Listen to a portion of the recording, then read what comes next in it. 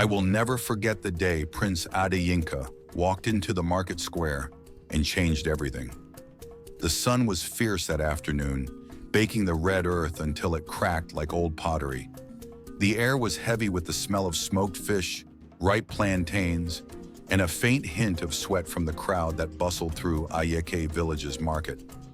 I was there with my mother helping her sell yams when the prince arrived.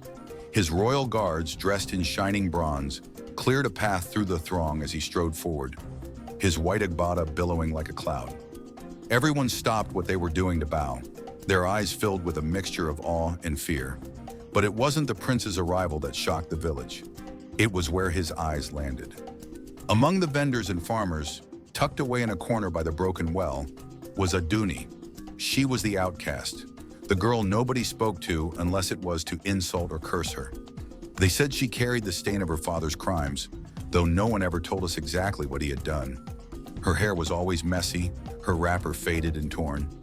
She sat on a low stool that day, selling pots she'd made from clay. She dug herself from the riverbank. She didn't look up even when the prince stopped right in front of her. "What is your name?" he asked. The market went dead silent. Even the goats tied to the post seemed to hold their breath. Adunny glanced up, her eyes wide with disbelief.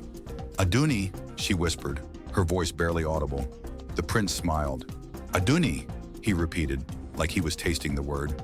Then without another word, he picked up one of her pots and handed a gold coin to her trembling hands. The market exploded with whispers as the prince walked away, leaving her staring after him with the pot still clutched in her hands. That single moment sparked a storm that would change Ayeke forever. The next time the prince visited, he came without his guards. I saw him with my own eyes sitting under the agbo tree, speaking with Adunny. It wasn't long before the rumors started. "The prince has been bewitched," the elders muttered. "Why else would he waste his time with an outcast?"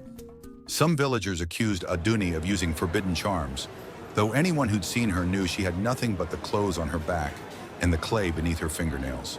Their love grew like wildfire, and so did the resentment. The king summoned Prince Adeyinka to the palace and forbade him from seeing her.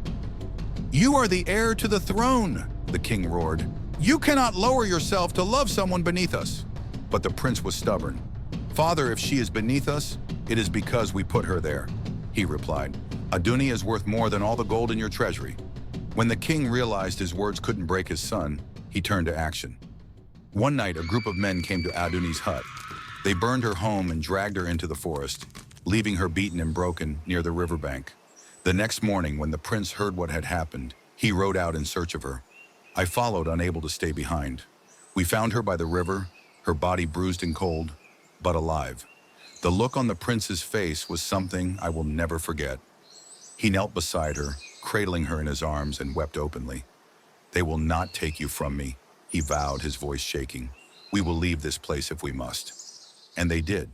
That night, under the cover of darkness, Prince Adeyinka and Adunny fled Ayeke. Some say they crossed the 7 rivers and started a new life in a distant land.